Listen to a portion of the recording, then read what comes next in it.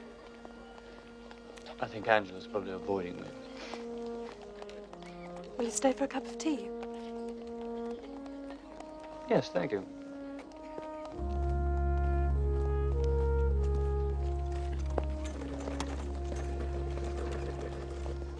Well, it's just my aunt in London who brought me up, really.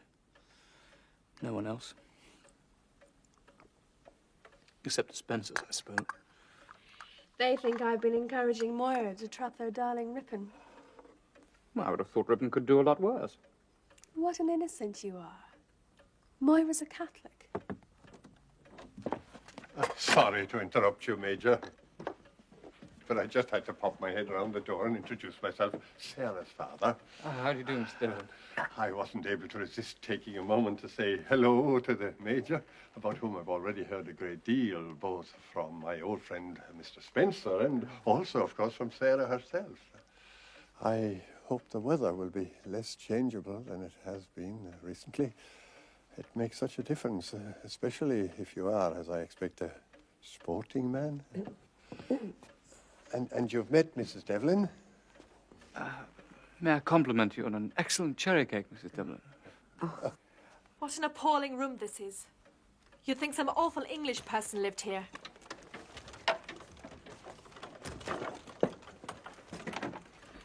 Sarah! I must apologize for my daughter, Major. She hasn't been very well recently. She shouldn't really be out of bed at all. But I know that she's grateful for any kindness you've shown her. Not at all. Well, I'd best be getting my nose back to the grindstone. You'll excuse me, Major. Of course.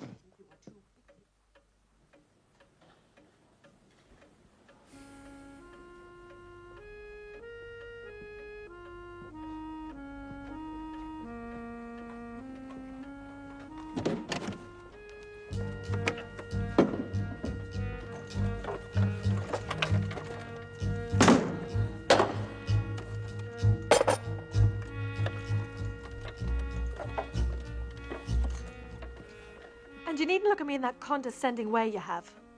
I'm sure you think I'm a complete fool who knows nothing at all. I expect you're used to those young women you have in England who paint their faces and stay out all night. Really, what a lot of nonsense you talk. You know, Major, you look almost normal when you smile. Dr. Ryan.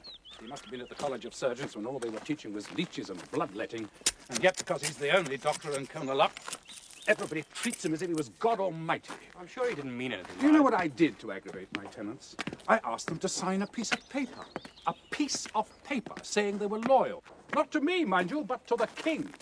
And that they wouldn't get involved in any of these Sinn Féin goings-on. Is that so terrible?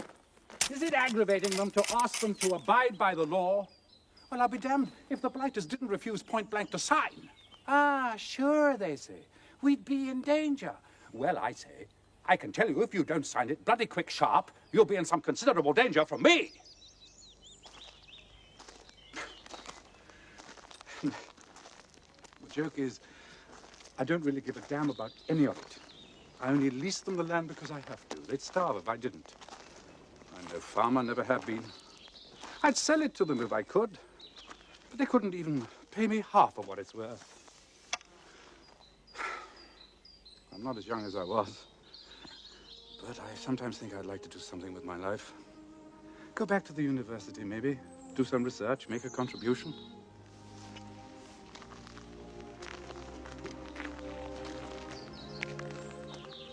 Planted by my dear wife before she died.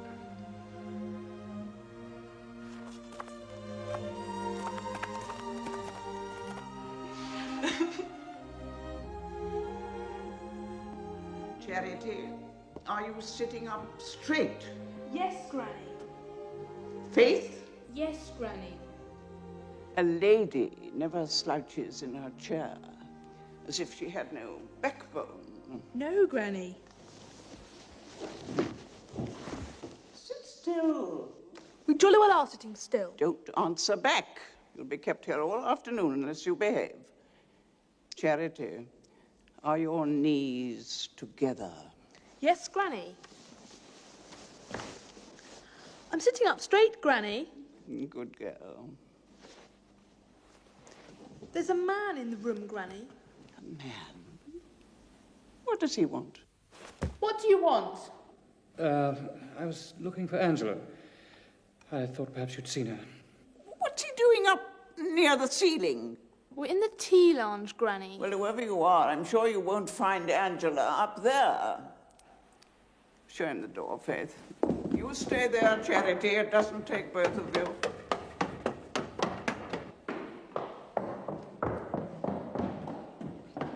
You must be Angela's lover. Not exactly. Listen, I I'm hope you don't- Faith. How do you do? I thought you were staying with friends. We were. We've been sent home in disgrace. Faith, you come back here this instant. Coming! Mustache. Look, have you seen Angela? I tell the British people from this platform here that if there is any attempt made to take away one jot or tittle of your rights as British citizens and the advantages which have been won in this war of freedom, I tell them once more I will call out the Ulster Volunteers. Cheers. I call an Ulsterman an Ulsterman. I call a Sinn Féiner a rebel. I call Dominion Home Rule the camouflage of an Irish Republic.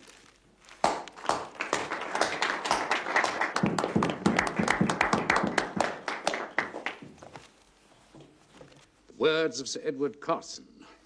Gentlemen, it is my intention to go into Kilnalock this evening to show the flag. Any of you men who might care to join me will be most welcome.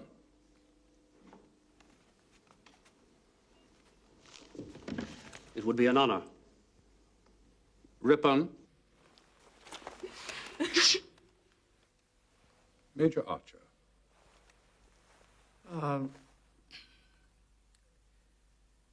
Well, I have some personal business which I really must attend to this evening. We'll come. You most certainly will not. Very well. If no one cares to join us, we shall go alone. I shall accompany you, Mr. Spencer. And I shall come too. I too. I shall come. I'll go. And I. Good man.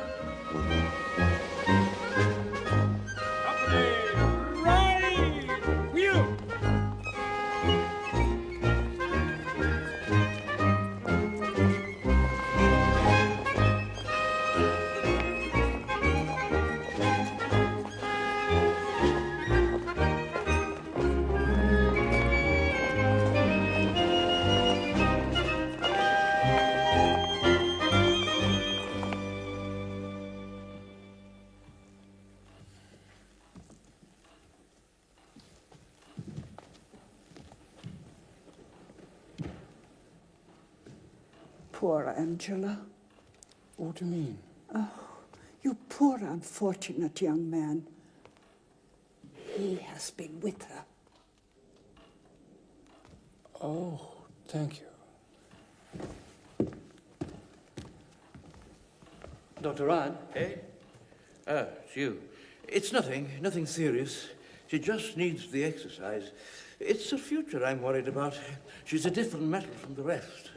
Well, I'm glad it's nothing serious. Why are you young men so stupid? You'll marry her if you've any sense. What did you say your name was? Archer. He's as spineless as jelly. The English are all fools. They'll lose Ireland if they go on like this. Do they even want it, I wonder? Make sure she takes some exercise, young man, and get her out of that stupid chair.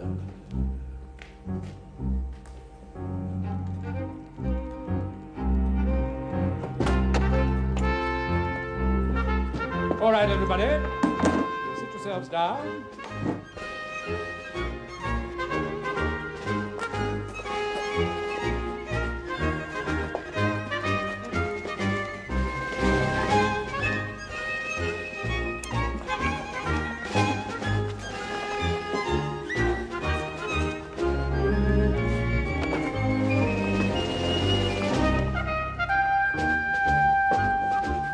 Possibly have some service, please.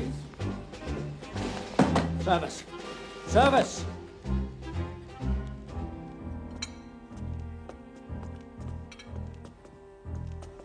Ah, righty. Was that Miss Angela's supper? She had no appetite, sir. Yes, but where...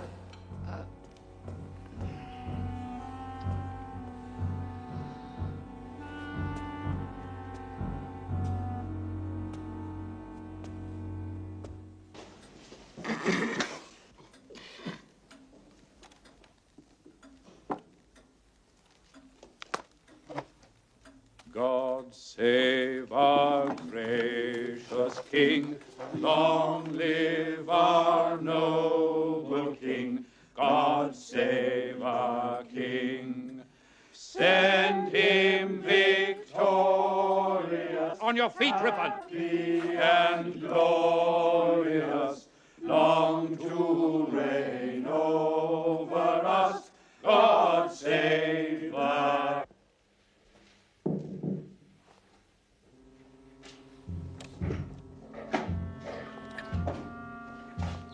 I'm looking for Miss Angela. Excuse me, could you tell me which is Miss Angela's room?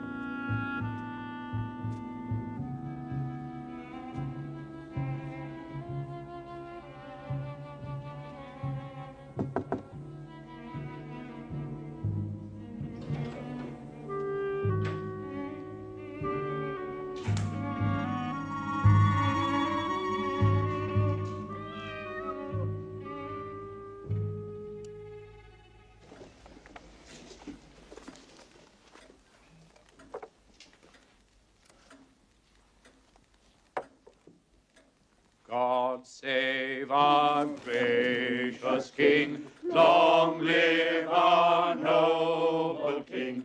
God save our King, send him victorious, happy and glorious, long to reign over us. God save our King.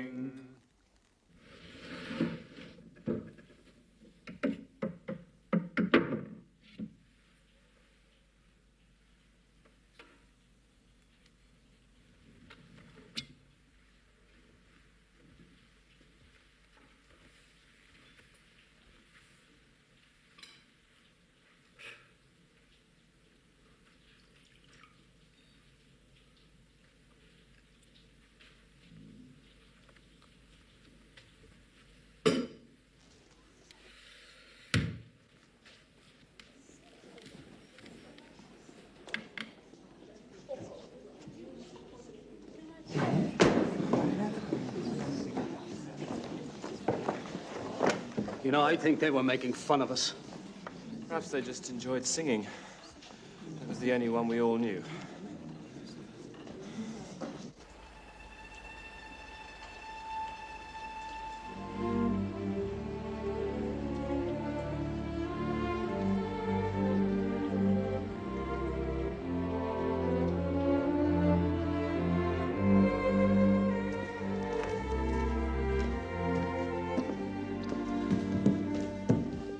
Edward, have some of this. You must be soaked. Thank you.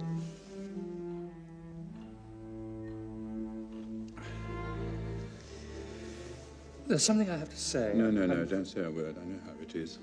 Look here, Major. I'd like to thank you. I mean, really thank you for all you're doing in these very difficult circumstances. I just want to say I appreciate it. That's all. Edward, I have to leave. Leave? Wherefore?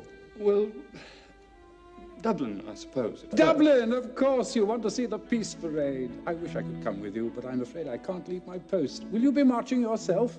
No? But look here. I must see if I can wangle you a room at Jory's Hotel. You'll get a good view from there. We'll find you something. Don't mind saying, Major, rather look on you as one of the family now.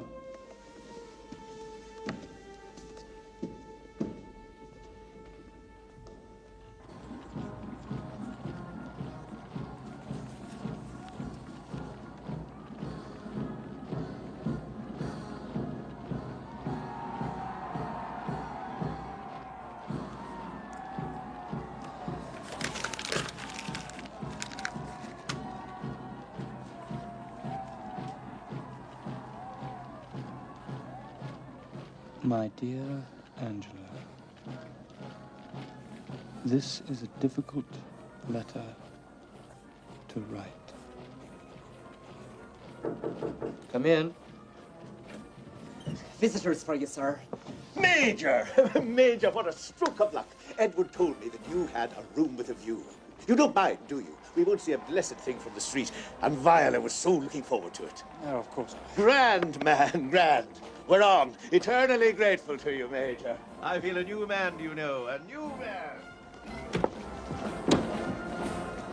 Will there be tanks, Major? I expect so. I'm sure I shall be very frightened if there are.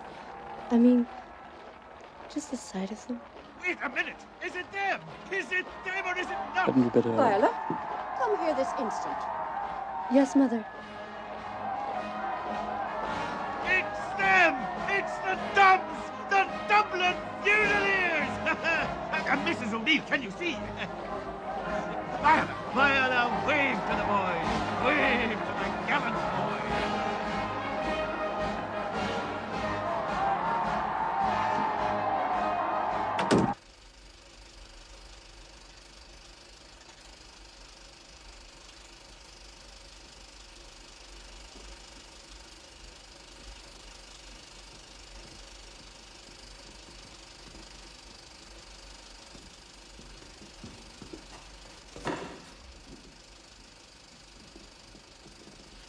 Excuse me.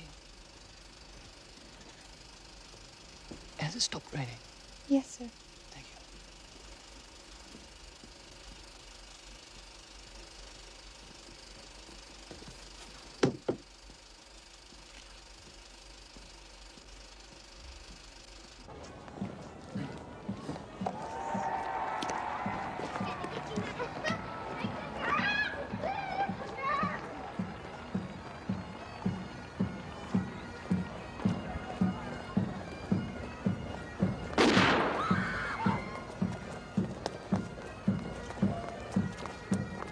Halt! Get down! Fire!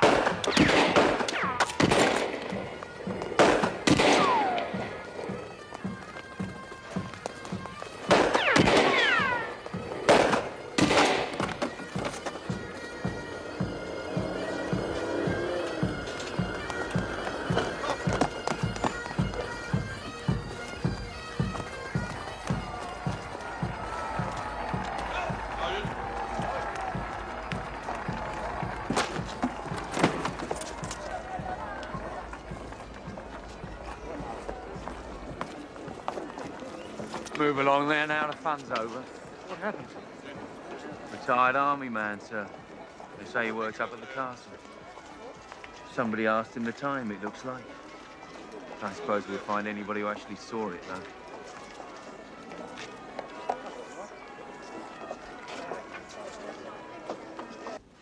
There should be a cab waiting downstairs for the docks. Liverpool boat. Very good, sir. Oh, thank you very much, sir. Enjoy your trip home. Thank you. By the way, there's this letter post. Very good, sir.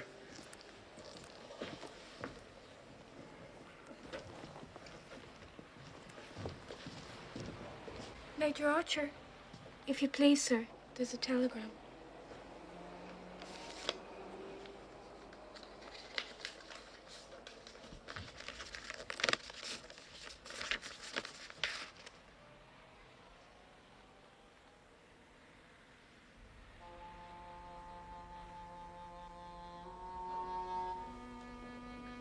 No bad news, I hope, sir. I wonder if you'd be good enough to stop that porter.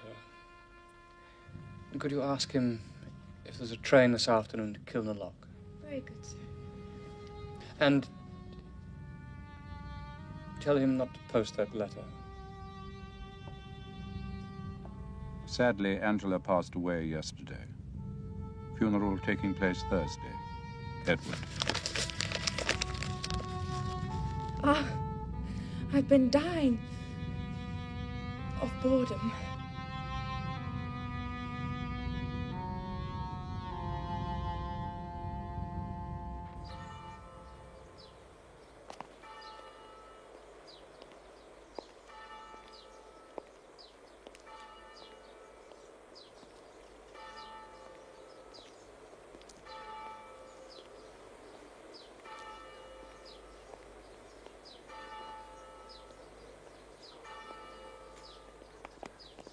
It must have been very sudden. If you call 17 months sudden, yes, it was. 17 months? Angela had leukemia, didn't you know? But how? How could I have known? I'm sorry. I thought she was your fiancé.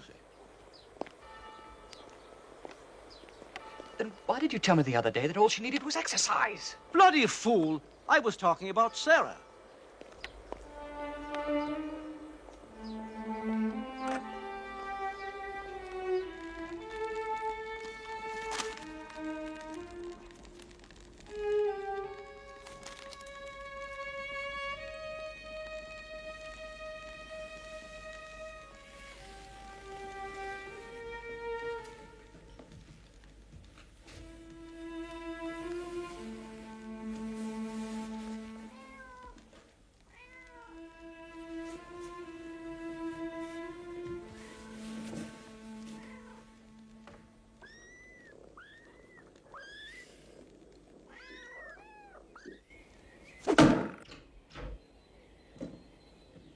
Oh, it's you.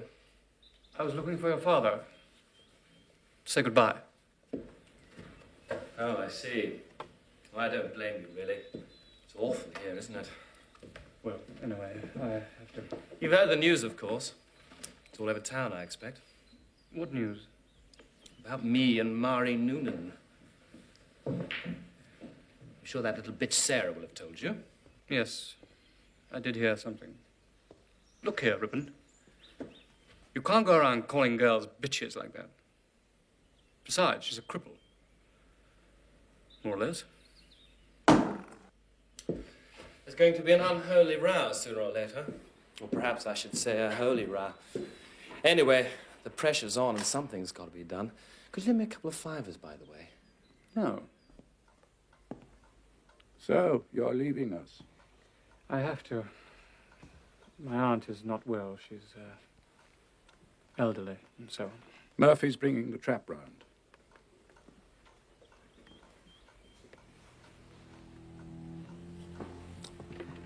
I'm very sorry. Don't blame yourself. In your place, I'd have done the same thing. But I had no idea. No. Well, it can't have been easy for you. I didn't know.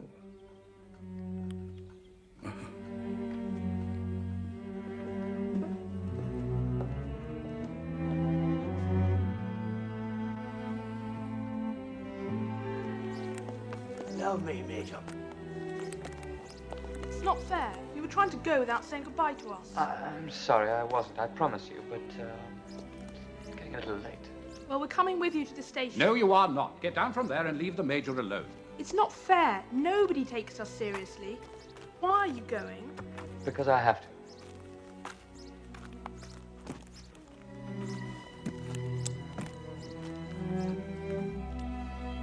But not forever. No, maybe not forever. Promise? I promise.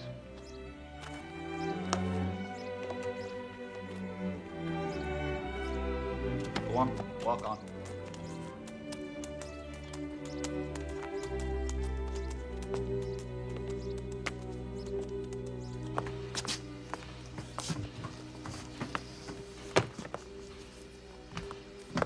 Thank you. Oh, thank you, Major. Have a good journey now, sir. Thank you.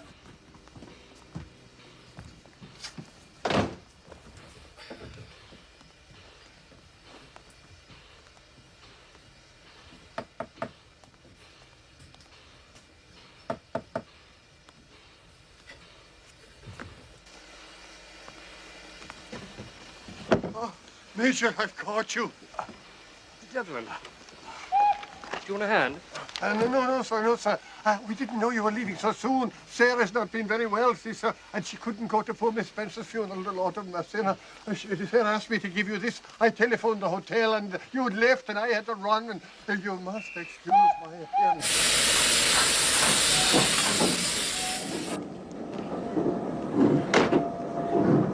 Say goodbye to her for me, will you?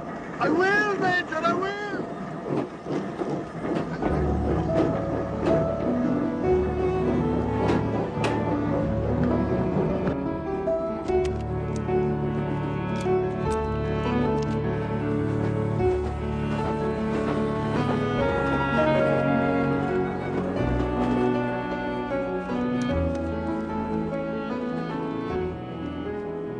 I'm sending you this for no reason, but in haste to catch you before you leave. I'm in bed with an unmentionable illness and bored to tears. Literally. Why didn't you come to see me? I have to tell you that as soon as I am better, the Devlin coffers will be opened and I'll be dispatched to France to take the air. And shall be passing through the enemy city of London on my way, traveling incognito. That is without wheelchair. Well, I wasn't getting as much sympathy as I used to.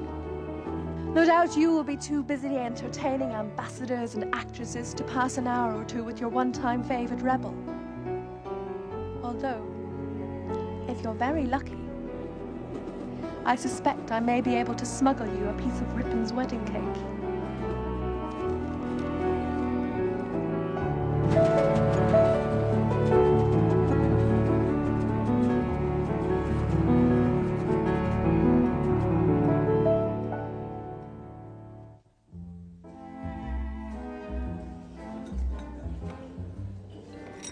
I keep thinking there's going to be a tap on my shoulder and someone's going to come and lead me away. They'll all be there saying, I thought there was something funny about that one. Did you notice the way she held her knife, darling? Eating in the enemy camp it is. Oh, don't talk nonsense.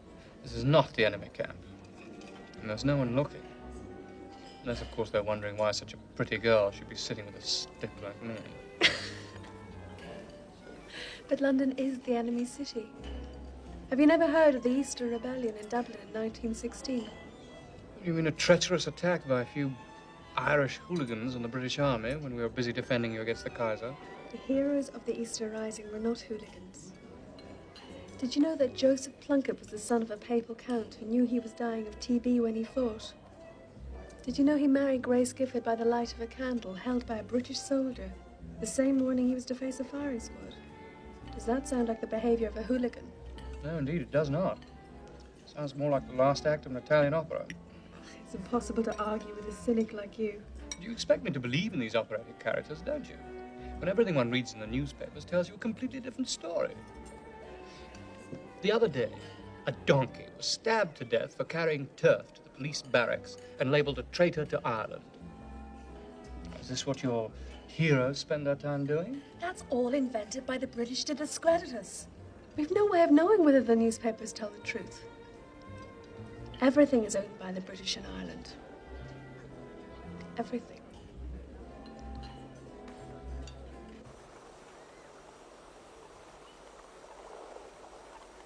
Just moving forward in a line, watching men seem to pause for a moment, sink so carefully to their knees, rolling slowly over, and lying quite still.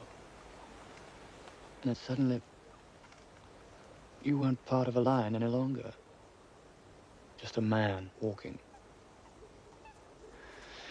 And you knew that behind you, the next line had already started. Each one moving through the entrails of the one before. There hasn't been a single night since I came back that I've dreamt about it. When I was a child, I used to dream that I was lying in bed with a toad sitting on my chest. And although that sounds rather frightful, it was really a warm, pleasant feeling. This toad used to be a particular friend of mine. I wish I could have dreams like that now. Did you know Edward thinks you're a cold person? No, I didn't know that. I think it's because you're always so very distant and polite. I told him I thought quite the opposite. In fact, I told him you were as soft as a steamed pudding. Doesn't sound much of a compliment, I must say. Anyway, how do you know what Edward thinks of me? I thought you said he never spoke to you. Oh, you meet everyone in Kilnalock. You can't avoid them even if you want to.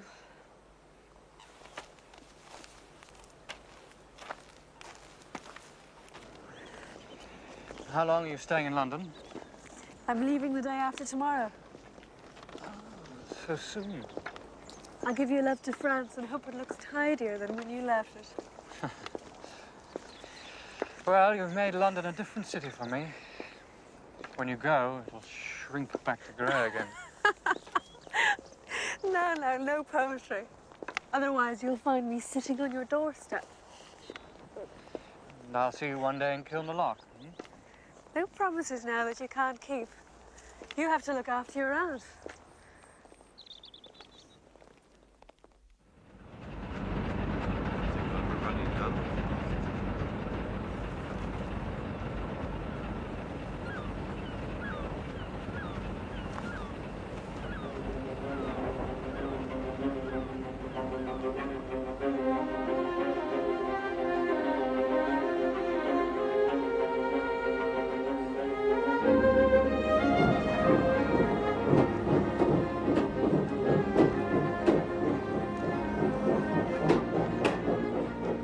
Excuse me, but are you the Major?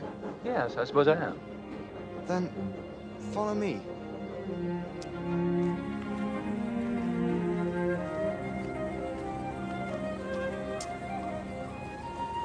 Doctor, thank you so much. Well, we're going to tea at the Majestic, and Edward asked us to... That's very good of you to...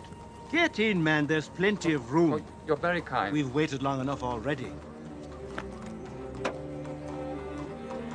You have met my grandson, Porrig, Major Archer. Yes. I was sorry to hear about your aunt.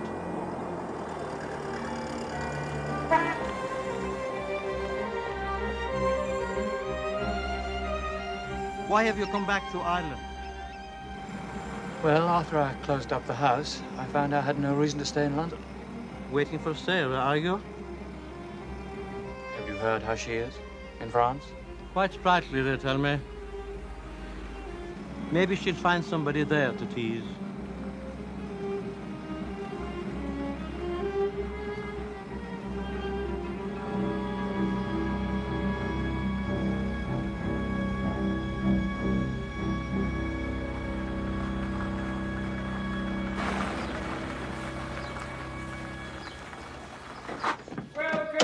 Welcome back, my dear chap. My dear chap. You recognize your old friend, don't you, boy? Oh, Doctor, let me help you. Patrick! My dear fellow, so kind of you, so kind. I'm perfectly all right, thank you. Major, I have something quite extraordinary to show you. Something completely out of the Majestic's normal orbit, but which may, in the long run, play no small part in our fortunes. If you wouldn't mind setting aside tea for a small moment and come with me. Come on!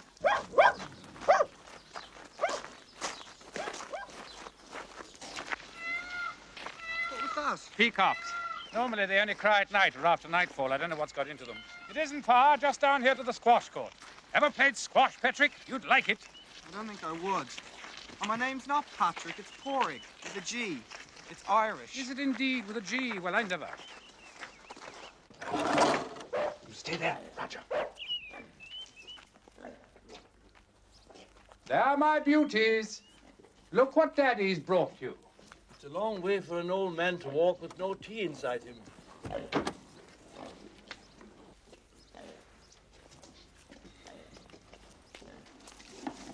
Look at them. Did you ever see such wonderful little fellas in your life? Now calm down and show your friends how you can behave. This one's Johnson. That's Mooney. The one sniffing your sock is O'Brien.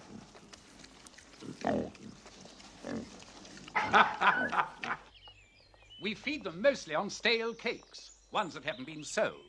Lemon sponge, almond rings, currant buns, Battenbergs, Madeira cake. A lot of them are so fresh you wouldn't mind eating them yourself.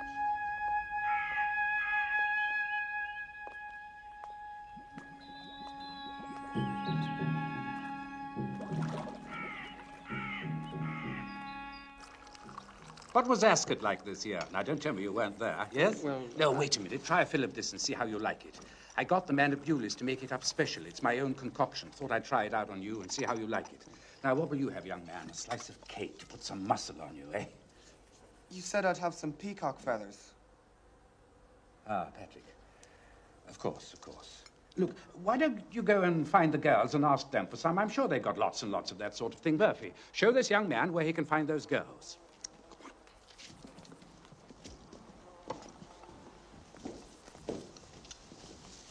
I ask you, is Murphy capable of governing himself? couldn't even govern his Aunt Fanny. Have they gone mad over there in London? You tell me. You've just come back from there. Have they gone mad or what? Bloody shinners are getting away with murder. Land grabbing is the latest.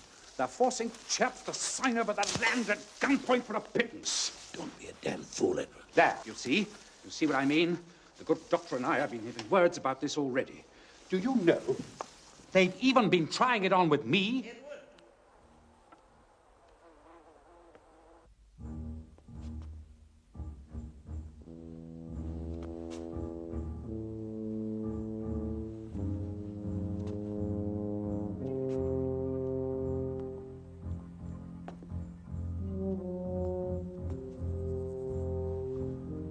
Edward?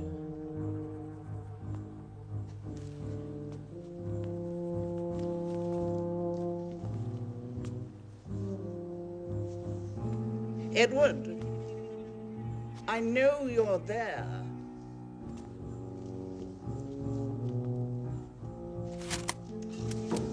Edward!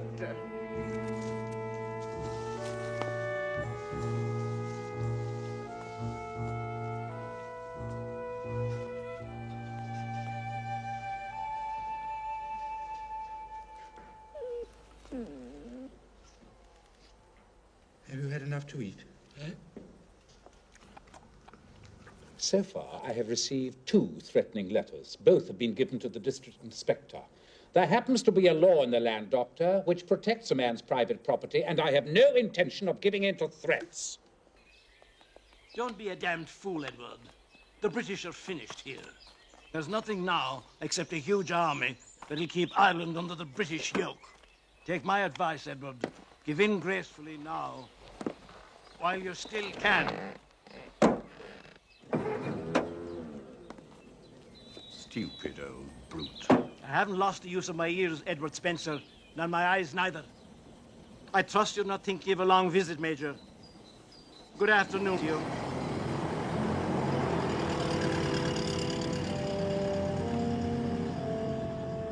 Did I tell you we've lost the use of the Dumore generator? But we've plenty of lamps. Hundreds, in fact.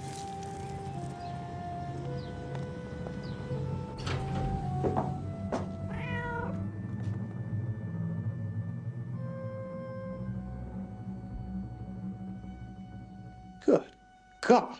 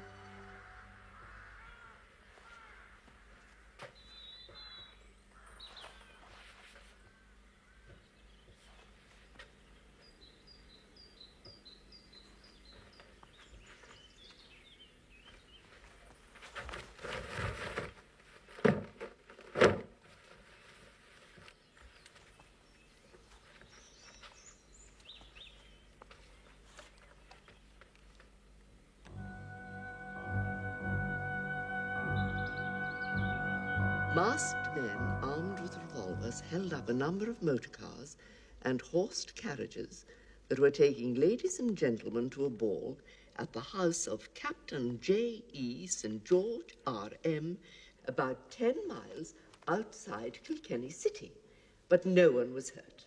The party... Ah, Major. That's right. Have you seen Mr. Spencer? He'll be in his study at this hour. Good morning, Major. Good morning, Miss Johnston. Go on. The party who were in evening dress... Names. Give us names. Major J.B. Loftus. Who? Major J.B. Loftus. Did you know there's a secret harvest going on? I thought as much, but I wasn't sure. Now I shall have to do something. Why not just let them take it? There is such a thing as law and order, you know. If the country's in such a mess at the moment, it's because people like you and me have been too slack about letting them get away with it. Oh, hang your bloody law and order. 2 miserable little fields of corn, which the poor beggars planted themselves anyway. You don't mind letting them go hungry, do you? As long as your pious principles are satisfied. Come down to the lodge with me. Now, how do you like that for cheek? 1. Whereas the spies and traitors known as the Royal Irish Constabulary are holding this country for the enemy, and whereas the said spies and bloodhounds are conspiring with the enemy to bomb and bayonet peaceful, law-abiding and liberty-loving people, 2. Wherefore we do hereby solemnly warn prospective recruits that they join the RIC at their own peril. Well, by order of the Chief of Staff, Irish Republican Army. The ruffians slip in the night when they think it's safe. Murphy should be along in a minute with something to scrape it off with. Oh, there you are, Murphy. Have a go at this, will you?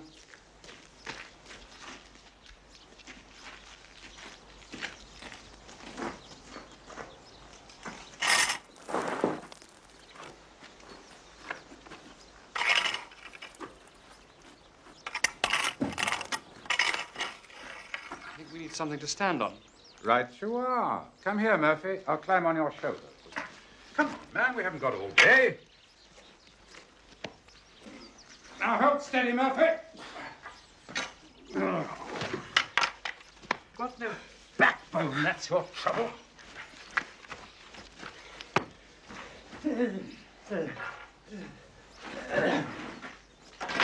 Get away with you. You're too bally faint-hearted by far. I still don't see why they should think that the said spies and bloodhounds would gather to conspire on your drive. They could surely find a more suitable place to advertise. We have a few young chaps staying at the hotel at the moment. Ex-army officer auxiliaries from England to give a hand to the RIC. We had them in the main building at first, but they were rather boisterous. Schoolboy fun, really. Done their bit, though, in the trenches. I've quartered them in the Prince Consort wing. They have their own mess and everything. I'm told they usually drink down at the golf club. Not a bad lot of chaps, though. Hello. What have we here? Dickon. Belong to the twins? Yes. The last poor Dickon, I knew him, Horatio. Once had a brother called Sober who died, drowned. How did you know that? Angela. What do you think happened? Well, those chaps weren't to know. He was tame. Just another wild rabbit. Bit of sport, I suppose. We shouldn't let the twins see him like that. Can we eat him? We buried him. Well, we could dig him up. Aren't rabbits' feet supposed to be lucky? Well, that wouldn't be so easy, as I'm afraid I can't remember where we put him. What's the French for rabbit? Lièvre, with a Grave accent. No, that's a hare. Oh, God, you're hopeless. Were the bullet holes bad? How do you mean? They were bad for the rabbit. No, I was just thinking we could have made a fur hat, if there weren't too many holes in him. We insist that you leave at once. You have no right to be here. Before, and we ask you again. The palm court is reserved for residents of this hotel. There's a notice that says so. Exactly so. This is for residents only. And you are not a resident. You are, What's the word? billeted. Billeted. Just so. So if you would have the extreme politeness to Return to your quarters, we would be great. I beg your pardon. Oh, Major, opportune, providential. He should not be here. He has no right. We have told him. I say, see if you could find some fellow to fetch me a drink, would you? Are you talking to me? This is Major Archer. Now, will you go at once? Major, active list? I asked if you were talking to me. This time, no. Sir. With my best compliments, Mum. No, thank you. No? Pity. Edward. One of those auxiliaries of yours has been quite objectionable just now. The lady residents were most upset. I think it might be an idea if you had a word with him and his friends, come to that. My dear fellow, I did so the very first day they came here. I didn't mince my words. I told them at the first sign of trouble I'd send for the police. Yes. And they reminded me, quite politely, I must say, credit where credit's due, that they were the police. There's something wrong with these bloody sights.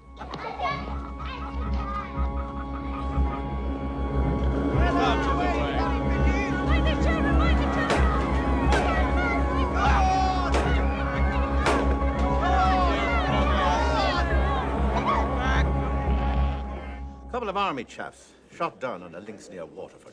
Unarmed men. Didn't stand a chance out there. No shelter, nobody passing by. Oh, the Shinners are brave enough when they know the other fella hasn't got a gun. But they'll run like rabbits if they know you're armed. I'm sure. Take a look at my new club. Go on.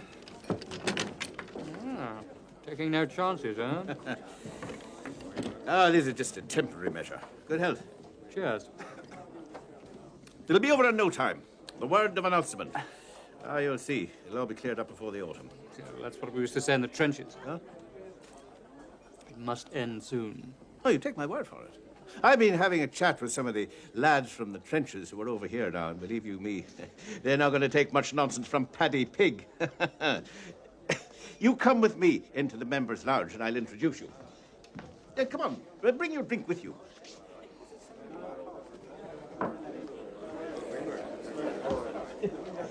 Give you a laugh.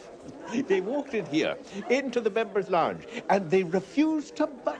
Dynamite wouldn't shift them. So we had to make them honorary members for the duration.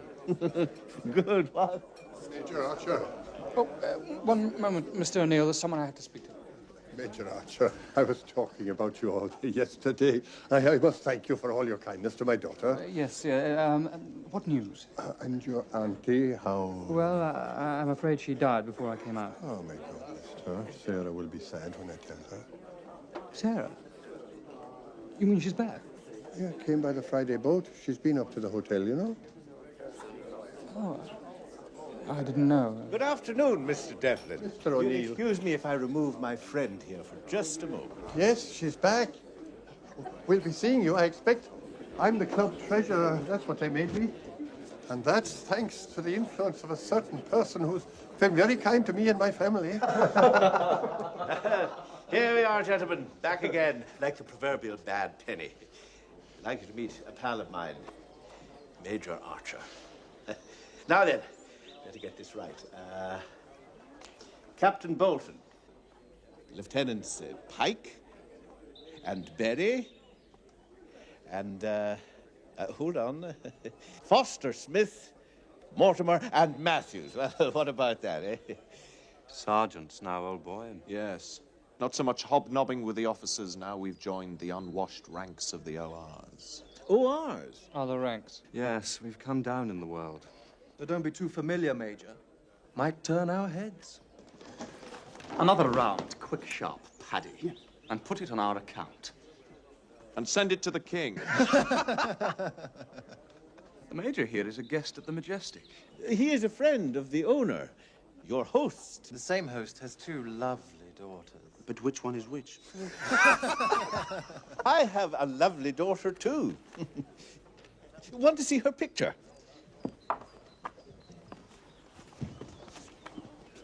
Yeah. Oh, the devil you have. Major, tell the grannies the next one we catch, we'll cut her up in pieces and put her in a sack.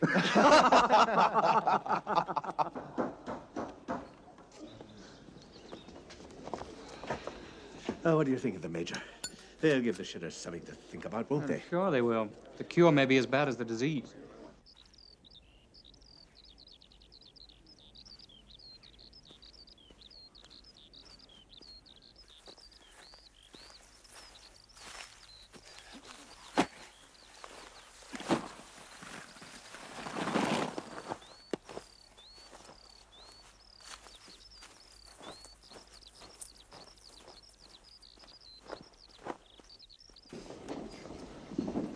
They've imported someone, especially from the jungles of Brazil.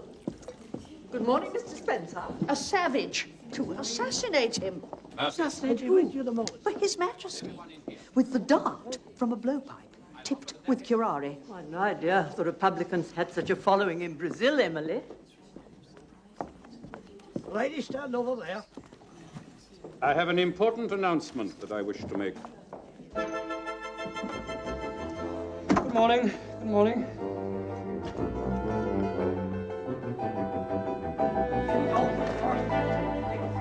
That's it, run you more now. Come on, last one more. Come on, right up to the top of the road now. Come on, hurry it along. On you going, come on.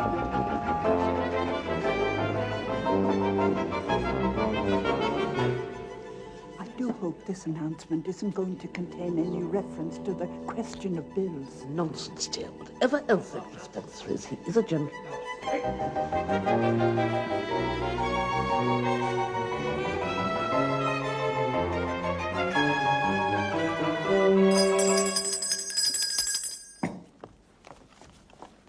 Ladies and gentlemen, I just wanted to say that I'm on the point of... Come in, Major, come in. This concerns you, too. I would just like to say that I'm on the point of starting an economy drive. Does this mean the food is going to improve? No. Thank you. Scandalous. Excuse me, Edward. I was wondering if I might borrow the car, just to go into Kilmallock. In a moment, Major. I have one or two things I have to organize first. Faith, Charity!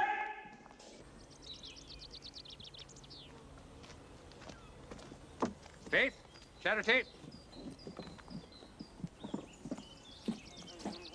Come here. Oh, come on, come on.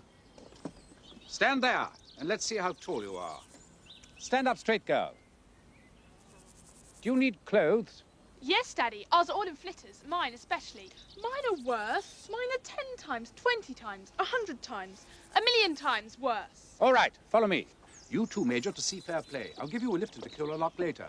Only one way, I'm afraid. I have to be in Dublin myself this afternoon. But this is Angela's room. Ah, let me see. Well...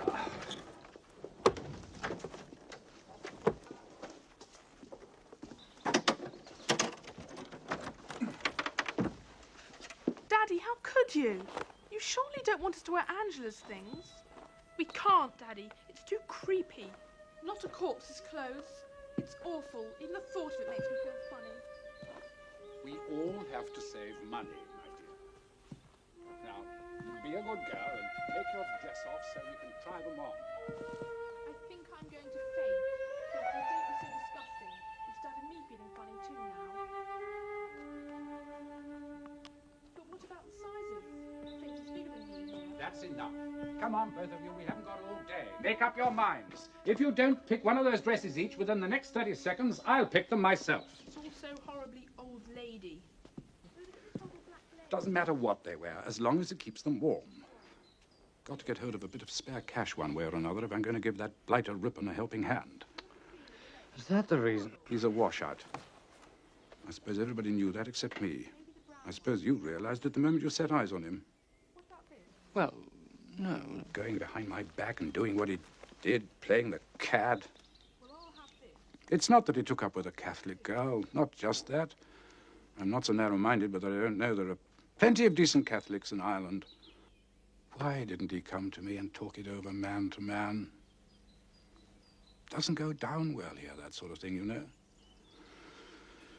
And after all, if that's what he'd set his heart on, I wouldn't have stood in his way. Anyway, that's where I'm off to this afternoon. Face up to my responsibilities as a grandfather. Don't you think his wife will have enough money? What do you think, Major? Aren't they pretty? Is Ripon expecting you? Yes, yes, of course. And the baby. Have to see the baby. Of course. I thought about what you said about the corn. Yes? I've made arrangements to have it milled and Kilmallock when it's threshed. Then it will be distributed to those who need it most. I've spoken to Ryan, and he'll make sure the priest knows so that they'll leave it alone. That way, we're all happy. I I suppose. I'm sure you won't regret it. If only people could be a little more understanding. Sorry to interrupt you, but we've arrived. Miss Devlin? Yeah, Sarah has to see her doctor, so I might as well give her a lift, save her the train fare. She was great friends with Angela, you know. How are you, Major? I didn't know you were back. Sorry, Major, we've got to go. Appointments to keep. I hope I haven't made you late for yours. Well, hop in, girl. My dear Edward, as you should know by now, I can't hop anywhere. So, you're going up to Dublin then? For the day. Home this evening. Don't look so shocked.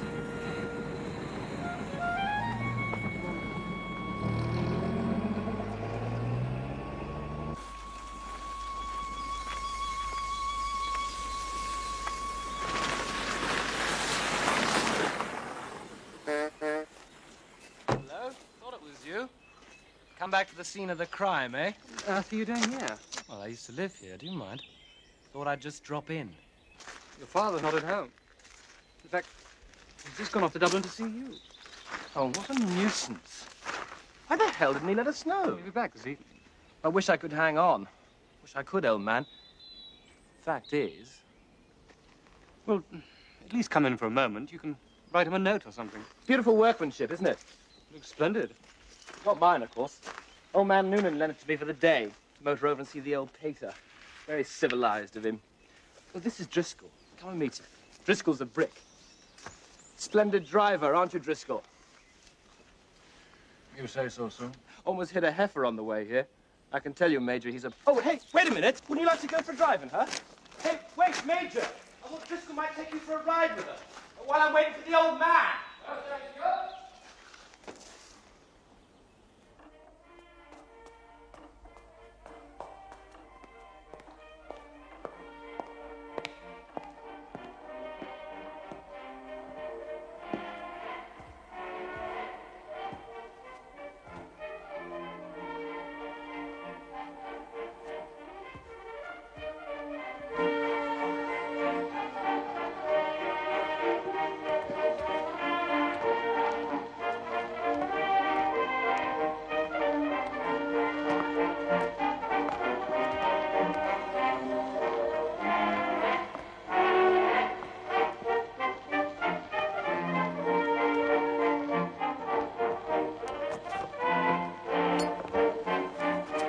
The little darlings.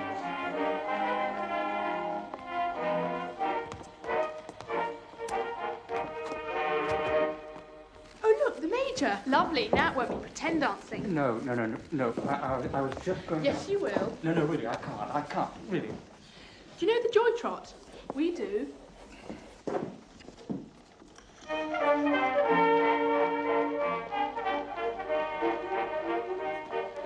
Hold me tight, for heaven's sake. I'm sorry, well, I told you I wasn't very good at this sort of thing. Now, let me get this right. Forward with your right foot. Uh-huh. Dear God. Sorry, I got mixed up. Look, let me lead. All right. Not with your pipe. Sorry.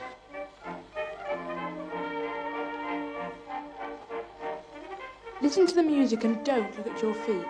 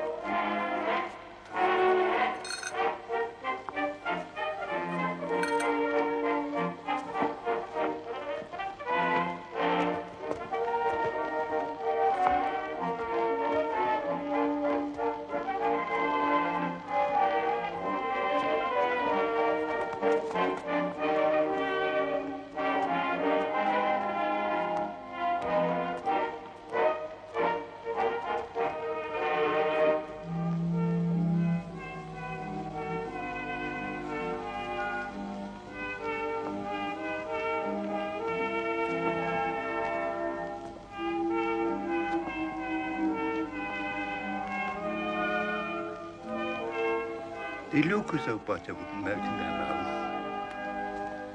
They're perfectly charming.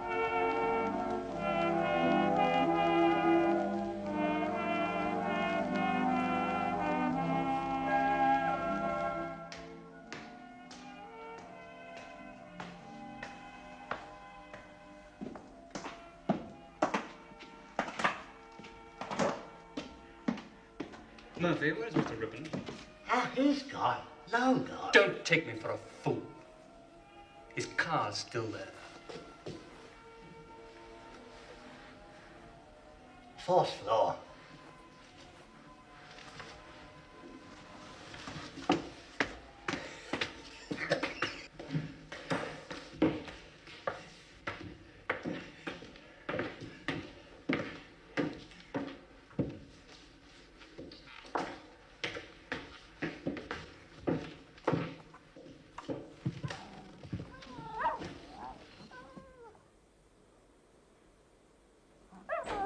Come on, Raja. Good boy, good boy. I was told this by Edward Spencer himself. The entire water supply at Dublin Castle poisoned. Only 1 or 2 of the heaviest whiskey drinkers survived. They're doing their best, of course, to conceal the situation from the general public. But it's hopeless, because the very drink that saved their lives has made them completely incapable. The place is just sitting there, waiting for the Republicans to march in. Funny thing that, you know. Had occasion to ring the castle the other day. Fellow I spoke to was quite definitely tipsy. Good night, ladies. Good night, Mr. Spencer. Excuse me, one moment. Edward, look, about Ripon. Oh, he was on splendid form. You saw him? Spent the afternoon with him while Sarah was with her surgeon in Harcourt Street. Mind you, you need a bit of a helping hand. Tipsy, my foot! That man was as drunk as a law.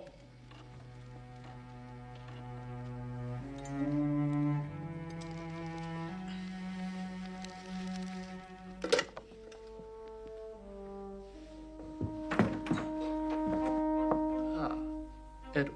Put out the lamp.